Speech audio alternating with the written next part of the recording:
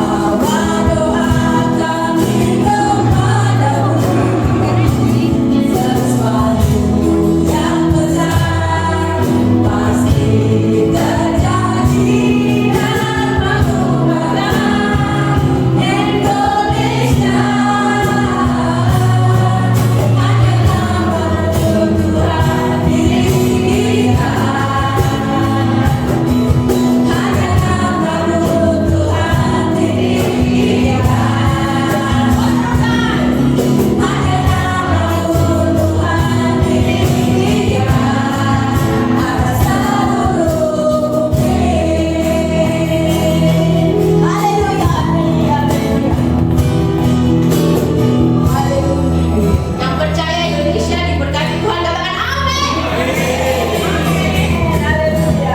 Siap-siap memuji Tuhan lebih lagi. Amin. Karena kita adalah umat-umat pemenang, percaya? Umat-umat pilihan Tuhan. Sampaikan kiri kanan saudara, katakan kita umat pilihan Tuhan. Kita umat pilihan Tuhan. Siap?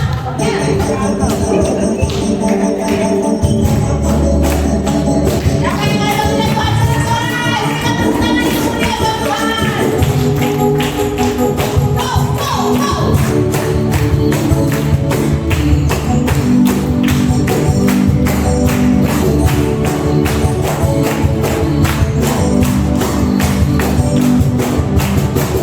Kita semua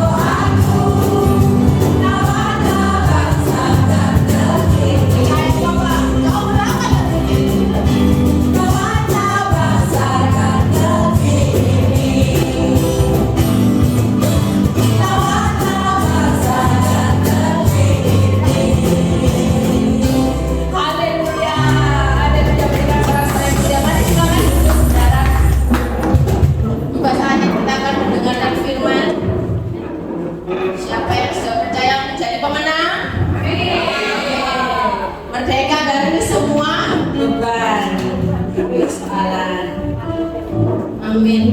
Mari kita jika Indonesia persiapkan hati kita untuk firman ya.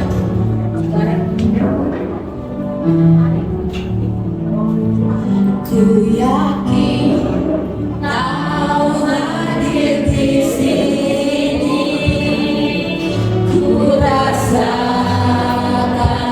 kuasa yang tak terbatas.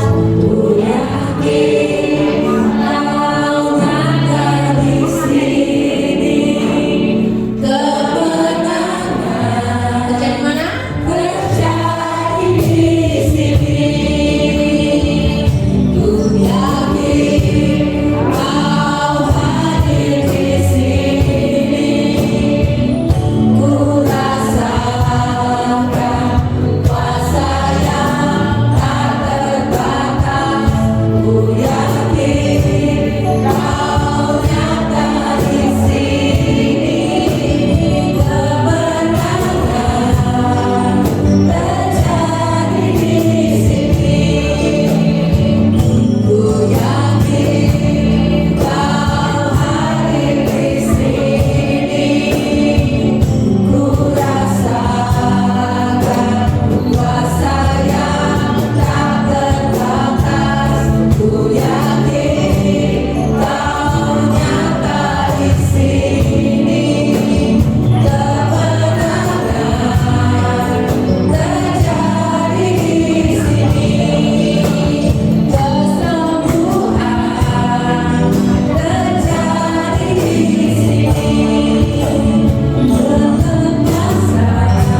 di sini,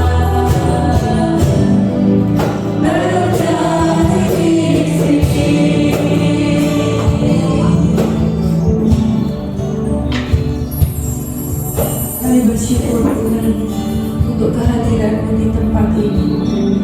Kami percaya Roh-Mu bekerja di setiap kami. Terima kasih Tuhan untuk kesembuhan, untuk kelepasan, untuk kehadiran-Mu di tempat ini yang membebaskan setiap kami. Terima kasih Tuhan, terima kasih. Sebentar lagi kami akan mendengarkan firman-Mu. Kami percaya Kau sudah mengurapi Pak Julius dengan hikmat, pengertian, dengan roh pewahyuan yang datangnya daripada-Mu sendiri. Berkati Tuhan, Kau sudah menguduskan, melayakkan hamba-Mu ini. Berikan kami telinga seorang murid. Berkati Tuhan, agar setiap firman yang Kau bagikan dapat bertumbuh, berbuah di dalam setiap kami. Di dalam nama Yesus kami berdoa dan mengucap syukur. Amin. Selamat pagi, menjelang siang, menjelang makan siang.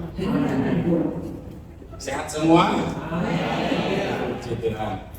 Kalau kita nyanyikan lagu tadi, yang terakhir, selamatlah bangsa dan negeri ini. Amin. Ada kata-katanya itu? Apa kita semua hari ini tidak mau dilalap? Apa hari ini kita nggak mau diberkati? Apa hari ini kita mau terima kemerdekaan? Mau? Oke, kita sama-sama baca dulu ya ayat pembukaan. Buka Yohanes 8:36. Yohanes 8 ayat 36. Sama-sama kita baca semua. Jangan ada yang tidak baca. Kalau nggak baca berarti nggak merdeka. Sudah? Belum? Saya tunggu 10 menit. Sudah semua? 1, 2, 3.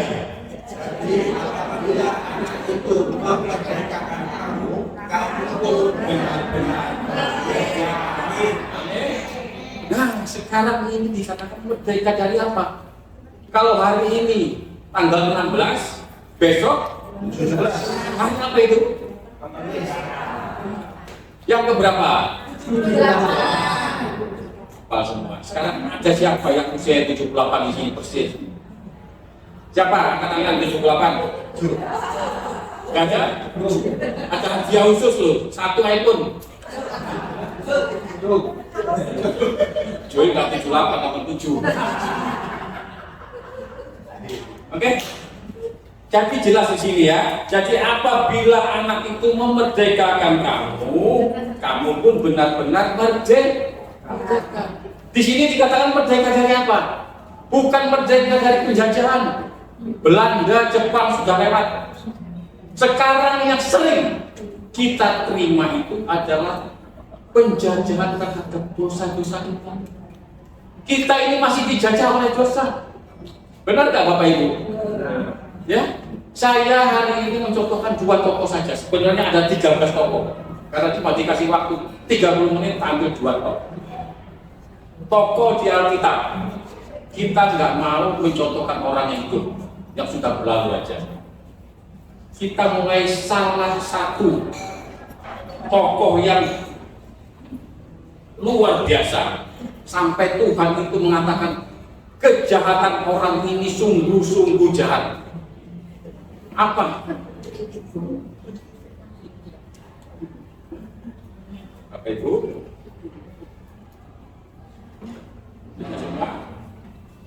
Coba ya, kita mulai belajar 2 Samuel 11.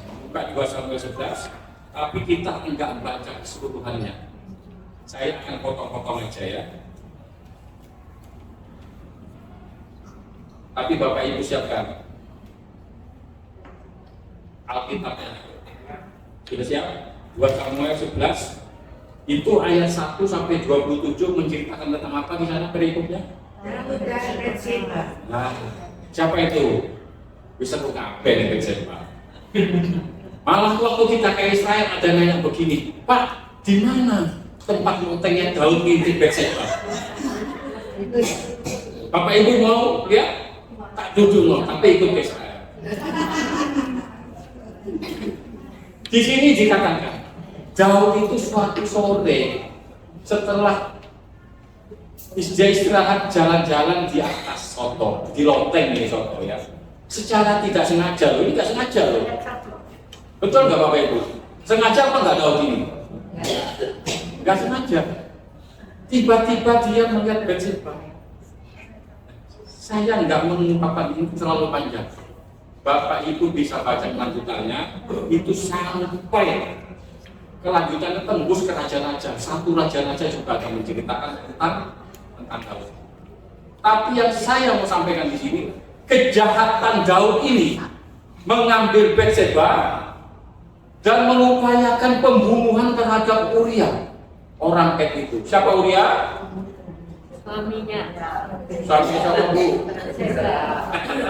Oke, itu diupayakan maju berperang kayak orang yang paling depan, supaya kalau mati ditembak musuh atau gitu musuh, Urianya yang mati. Adakah orang sejahat ini? Adakah orang sejahat ini? Apakah kita sejahat itu? Apakah kita pernah membunuh? Tidak. Daud yang sejahat ini pun masih diampuni oleh Tuhan. Kalau saya membaca lebih dalam, mempelajari lebih dalam, kejahatan Daud ini itu melanggar 5 hukum Allah. Bayangin, ya, kejahatan Daud ini tidak bisa dimaafkan lagi. Tapi apa kata? Apa kata Tuhan? Tuhan untuk menyadarkan Daud ini, mengingatkan Daud ini, dia mengirimkan nabi siapa? Bapak Ibu, siapa yang menegur Daud? Apa? Nabi Nathan disuruh sama Allah menegur Daud. Mereka juga menegurnya dengan perumpamaan Nabi Nathan ini. Enggak langsung to the point. Kon iku lho konjoku bojone wong. Kok sing lanang tempatnya ini bisa? Enggak. Nathan dengan halusnya menyampaikan teguran itu melalui perumpamaan. Betul nggak Bapak Ibu? Ya, jadi hari ini kita saya ini mau menyampaikan hal ini, bahwa kalau kita menegur seseorang itu sing rada halus, kalau perlu pakai perumpamaan, supaya orang yang ditegur tidak tersinggung, tapi dia sadar atas kesalahannya. Betul Bapak Ibu? Amin. Ya, ini penting Bapak Ibu ketahui. Daud ini di mata Tuhan kejahatannya itu sungguh-sungguh luar biasa jahatnya. Tapi apakah dia dimaafkan? Apakah dia diampuni? Nyampuni loh. Ya, baca selanjutnya. 2 Samuel 12 ayat 9, 13 dan 14. Kristin aja yang baca ya, Kristin. Tolong ya. Tapi satu-satu aja. 2 Samuel 12 ayat 9 dulu. 2 Samuel pasal 12 ayat 9. Demikian bunyi firman Tuhan. Ya. Mengapa engkau menghina Tuhan dengan melakukan apa yang jahat di matanya? Uria orang yang itu, kau biarkan ditewaskan dengan pedang. Istrinya kau ambil menjadi istrimu, dan dia sendiri telah kau biarkan dibunuh oleh pedang Bani Ammon. Amin. Jadi Daud ini sangat jahat di mata Tuhan. Dan dia itu tidak melanggar satu hukum Allah saja. Kalau kita pelajari lebih lanjut, saya katakan tadi 5 hukum Tuhan itu dilanggar. 10 dari 5. 5 dari 10 itu dilanggar sama Daud. Ini benar-benar dosa yang tidak termaafkan. Namun Tuhan tetap memaafkannya. Betul nggak? Ayat 13 sekarang. Sama, 2 Samuel 12. Ayat 13. Lalu berkatalah Daud kepada Nathan, aku sudah berdosa kepada Tuhan. Dan Nathan berkata kepada Daud, Tuhan telah menjauhkan dosamu itu, engkau tidak akan mati. Tuhan telah menjauhkan dosamu itu. Tuhan telah menjauhkan dosamu itu. Kalau saya ambil dengan kata-kata lain, bahwa kita hari ini merayakan kemerdekaan terhadap dosa-dosa kita, bukankah Tuhan sudah memerdekakan kita hari ini? Amin. Memerdekakan kita hari ini dari segala dosa kita. Amin. Kita lanjutkan ayat 14 ya. 14. Walaupun demikian, karena engkau dengan perbuatan ini telah sangat menista Tuhan, pastilah anak yang lahir bagimu itu akan mati. Bayangkan Bapak, kita ambil contoh. Walaupun dosa kita, perbuatan salah kita itu sudah diampuni, namun setiap dosa dan kesalahan kita itu ada ganjarannya. Benar nggak? Daud ini dikatakan anak yang dilahirkannya dari sama Batseba itu akan mati, dimatikan sama Tuhan, tidak dibiarkan hidup. Karena itu adalah anak hasil perzinahan, anak hasil perbuatan dosa, tidak benar di hadapan Tuhan. Mati itu anaknya. Tapi apakah setelah itu secara resmi Daud mengambil itu Batseba sebagai istrinya, dia melahirkan anak-anak lain? Dilahirkan lagi itu anaknya. Betul Bapak Ibu? Termasuk siapa anak yang dilahirkan itu? Ya? Siapa Pak? Bayangkan seorang tokoh Salomo kan raja yang luar biasa, sehingga dikatakan ratu dari seberang aja lo mengagumi kebesaran kerajaan Salomo. Betul Bapak Ibu? Yang saya tekankan tadi adalah setiap perbuatan dosa kita itu pasti akan mendapat ganjaran. Walaupun dosa kita itu yang gak gelem dapat ganjaran, gak gelem dapat hukuman, jangan berbuat dosa. Hiduplah yang benar, hiduplah yang suci, hiduplah yang kudus. Saya nggak tahu apa yang menyebabkan kita semua hari ini sampai hari ini berbuat dosa. Nggak tahu. Tapi diri kita masing-masing akan tahu. Ini benar nggak di hadapan Tuhan? Perbuatan ini benar nggak di hadapan Tuhan? Jika perbuatan ini kita di dalam hati nurani saja sudah bertentangan, berarti itu nggak benar. Apalagi di hadapan Tuhan. Ya Bapak Ibu? Oke. Kita lanjutkan lagi. 1 Raja-Raja 15 ayat 5.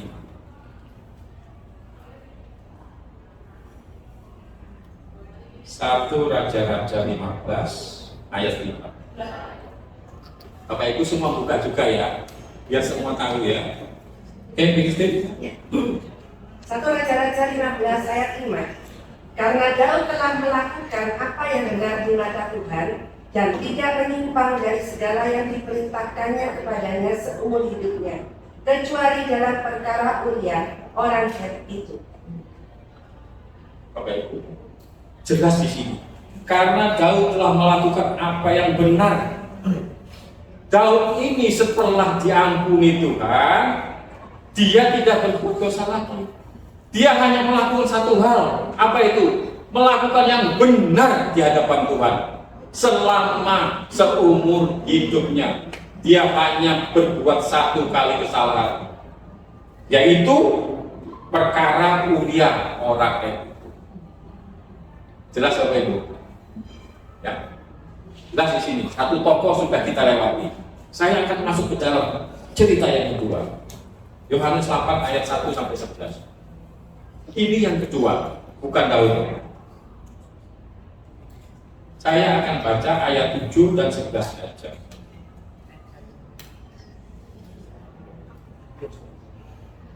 Yohanes 8 ayat 7 sampai 11.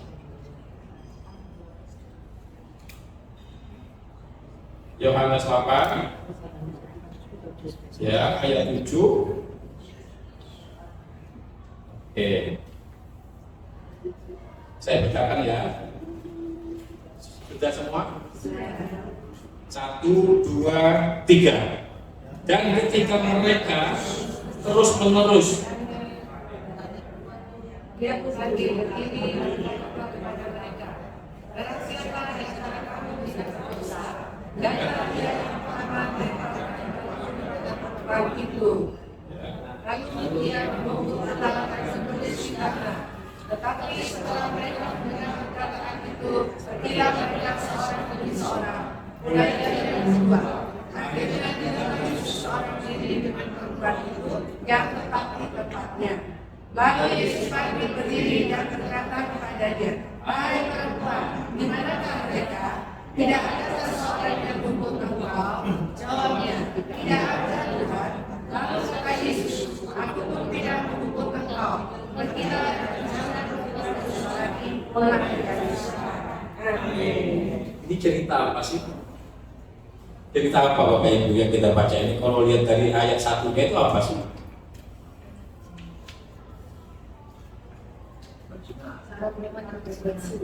Ya. Suatu hari Yesus itu di dalam bait Allah didatangi oleh orang-orang Farisi dengan menangkap seorang perempuan yang ketahuan berbuat zina. Ya. Jadi jelas ini. Karena orang ini sudah tertangkap secara basah. Betul Bapak Ibu? Tertangkap secara kering. Kalau basah mungkin bajunya jelas. Ya, tertangkap secara kasat mata, dibawa ke hadapan Tuhan Yesus, diminta oleh orang-orang Farisi dan tua-tua itu. Ini bukan hanya meminta, tetapi juga menguji kira-kira apa yang akan dilakukan terhadap Yesus terhadap orang yang berdosa itu. Karena pada saat itu, zaman itu masih berlaku hukumnya Musa. Setiap orang yang kedapatan berzina itu akan dirajam, dilempar batu sampai mati. Ya? Orang ini menguji kira-kira Yesus berbuat apa. Ternyata Yesus hanya berkata demikian, "Barang siapa di antara kamu tidak berdosa, hendaklah ia yang pertama melemparkan batu kepada perempuan." Jadi jelas di sini dikatakan, Yesus mengatakan, Yesus sangat tahu, Yesus sangat mengetahui bahwa setiap manusia itu berdosa. Betul nggak Bapak Ibu? Kalau tidak, Yesus tidak akan berkata demikian. Barang siapa di antara kamu tidak berdosa, hendaklah ia yang pertama melemparkan batu kepada perempuan itu. Ternyata apa? Di antara semua orang yang mau menghakimi perempuan tadi, enggak ono senyawa, enggak ada yang melempari. Kenapa dia tidak melempar? Karena dia juga berdosa. Apakah kita layak orang yang berdosa menghakimi orang juga? Tidak layak. Bapak Ibu, hari ini kita mau merdeka. Merdeka dari dosa, merdeka dari segala perbuatan jahat, merdeka dari segala orang, perbuatan kata-kata yang menyakiti hati orang. Kita singkirkan itu semua. Ini malah yang celaka lagi dikatakan sini. Tetapi setelah mendengar perkataan itu, pergilah mereka seorang demi seorang. Lanjutannya apa ini? Mulai dari tuh. Gawat ini, berarti gue tambah akeh tuh soalnya. Betul nggak Bapak Ibu? Apa yang dikatakan tertulis di sini tidak bisa dibantah. Jadi jangan merasa kalau kita sudah tua ini kita lebih suci, kita tua kita lebih kudus. Enggak loh. Lebih akeh tuh soalnya. Saya beli ngerti. Jadi saya mau hari ini kita sadar bahwa di antara semua yang hadir ini, baik yang di sini maupun yang di luar, foto-foto berdosa. Cuma Tuhan Yesus datang ke dunia telah menebus dosa kita. Tapi sudah ditebus. Apakah kalau sudah ditebus kita tidak bisa berbuat dosa lagi? Bisa. Makanya hari ini saya khotbah di sini. Coba diulangi mana? Kapan Yesus mau menebus 2 kali? Gak ada. Yesus hanya menebus 1 kali. Betul? Betul. Gak ada lagi. Yang kedua, Yesus datang untuk menghakimi, bukan menebus dosa kita lagi. Nah, jadi itu Bapak Ibu, terutama yang di sini dikatakan tadi, mulai dari yang tertua. Akhirnya tinggal Yesus seorang diri dengan perempuan itu yang tetap di tempatnya. Nah, lalu Yesus bangkit berdiri dan berkata kepadanya, "Hai perempuan, di manakah mereka?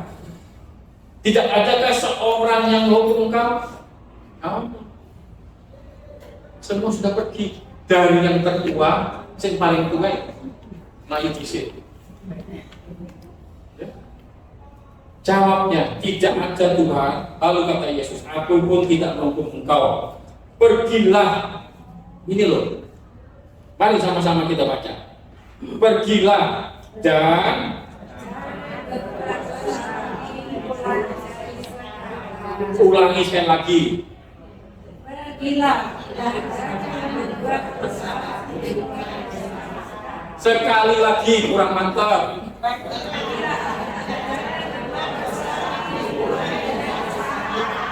Mulai dari kata betul kok ini gak oleh berbuat dosa, makan oleh. Jangan berbuat dosa. Tapi sekarang kenyataannya yang banyak saya alami, yang saya lihat, bukan saya alami, yang saya lihat, setiap orang yang sudah bertobat itu nggak bisa langsung saatnya bertobat gitu ya nggak?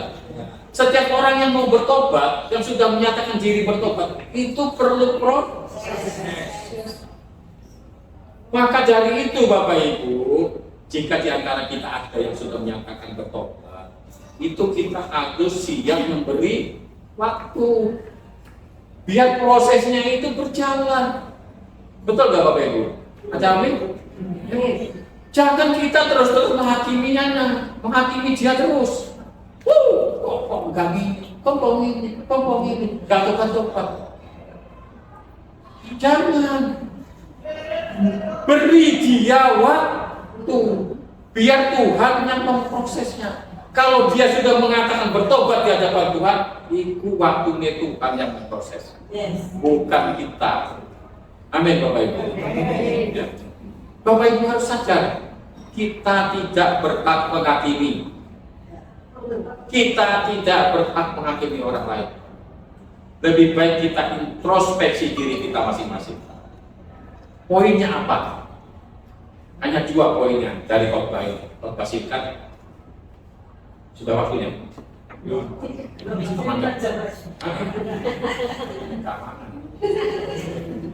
Pertama, 1 poinnya dari khotbah ini, dari 2 tokoh ini yang saya ambil. 1, jangan menghakimi orang. Kedua, beri waktu orang yang sudah bertobat. Wes, itu toh. Wes. Nah, sekarang kita baca lagi ayat yang paling disenangi. Apa itu? Yang terakhir. Di mana? Matius 12 ayat 20.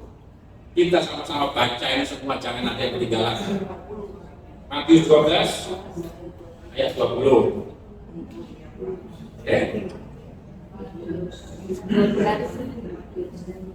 Tidak semua? 1, 2, 3.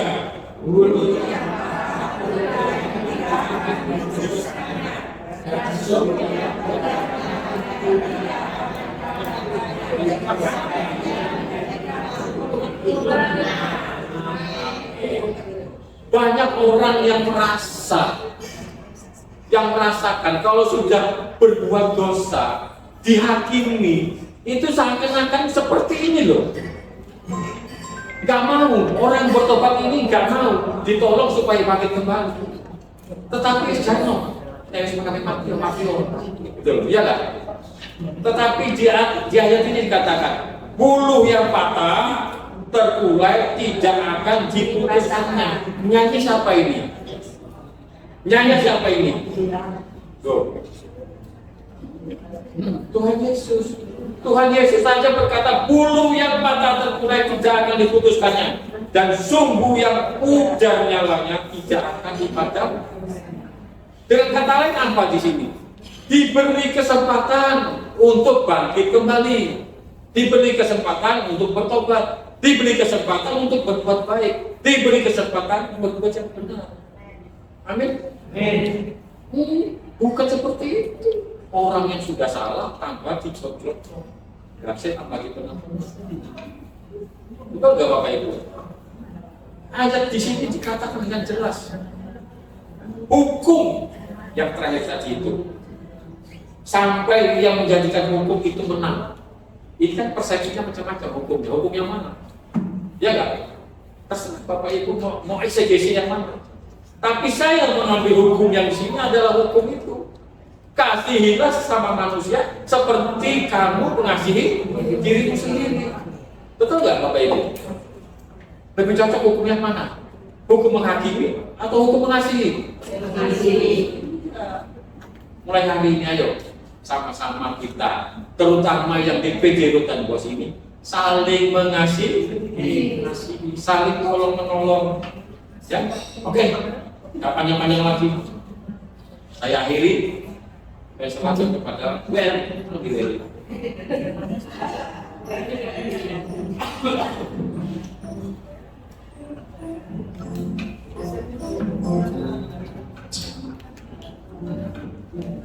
Terima kasih Pak Pendeta. Semua diberkati oleh firman Tuhan. Semua diberkati oleh firman Tuhan. Ya. Kita menggunakan keselamatan itu sebuah anugerah, tapi kita juga harus mengerjakan keselamatan. Ya, itu ya benar ya. Di saatnya kita akan masuk ke Bapak. saya sudah selesai. Ya, ya sebentar akan melakukan perjamuan kudus. Ya. Bukan perjamuan makan siang, nanti setelah. Ya, kita perjamuan kudus. Siapa ya? Langsung aja.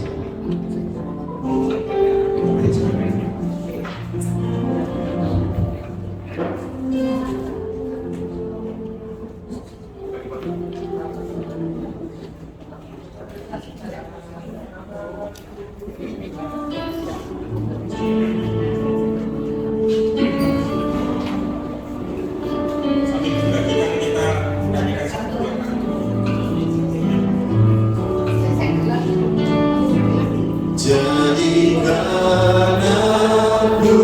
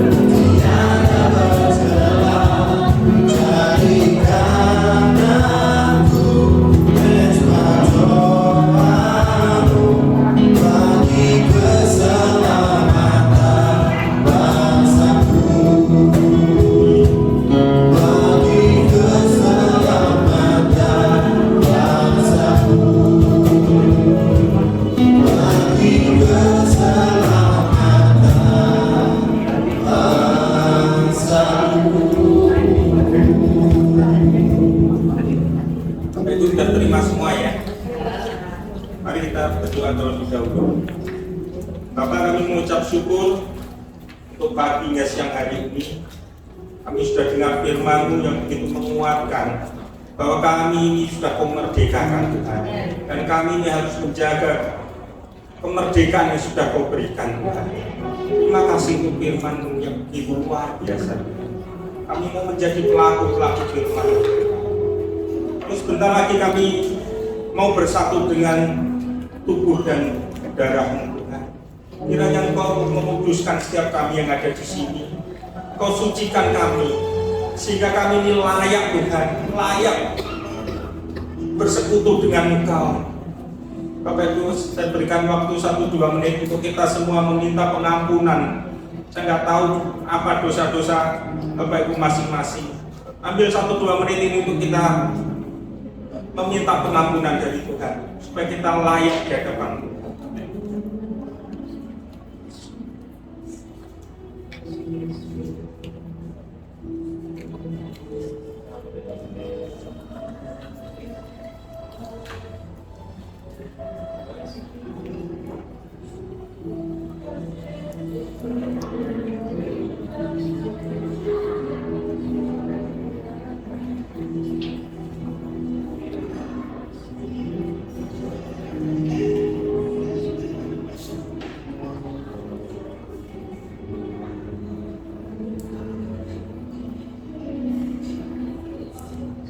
Yesus berkata, tubuhku adalah benar-benar makanan, darahku adalah benar-benar minuman.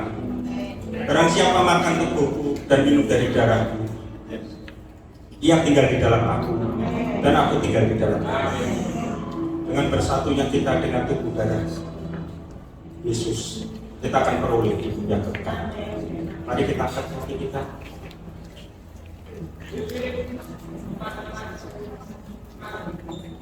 Bapak Ibu berdiri.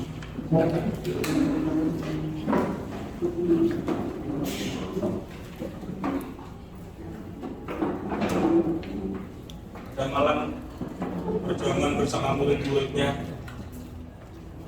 Tuhan Yesus mengangkat roti,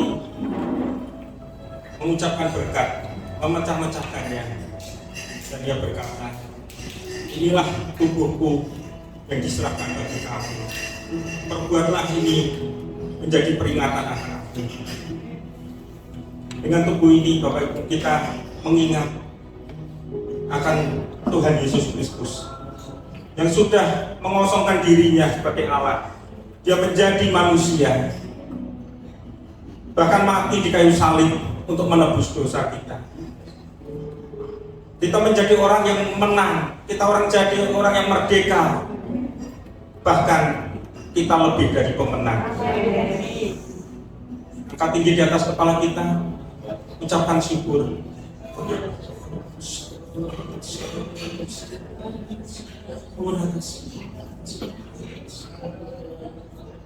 Apakah ini benar-benar tubuh Kristus?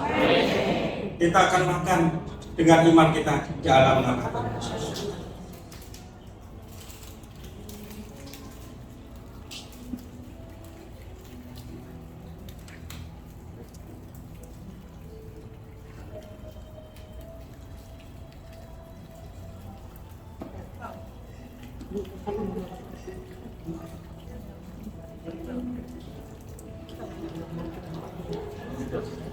Yaitu Yesus mengangkat cawan dan Dia berkata, inilah darah perjanjian yang ditumpahkan bagi semua orang. Dengan darah ini kita dimeteraikan menjadi anak Allah. Dosa kita sudah ditebus, kita dikuduskan, kita disucikan. Sekarang kita menjadi orang yang suci, menjadi orang yang kudus. Angkat tinggi-tinggi di atas kepala kita, ucapkan syukur, ucapkan berkat, sebab Dia.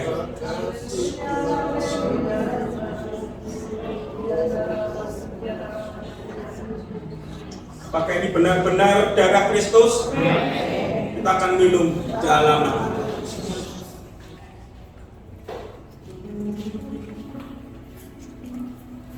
Bapak Ibu diambil, tak teduh sejenak. Yesus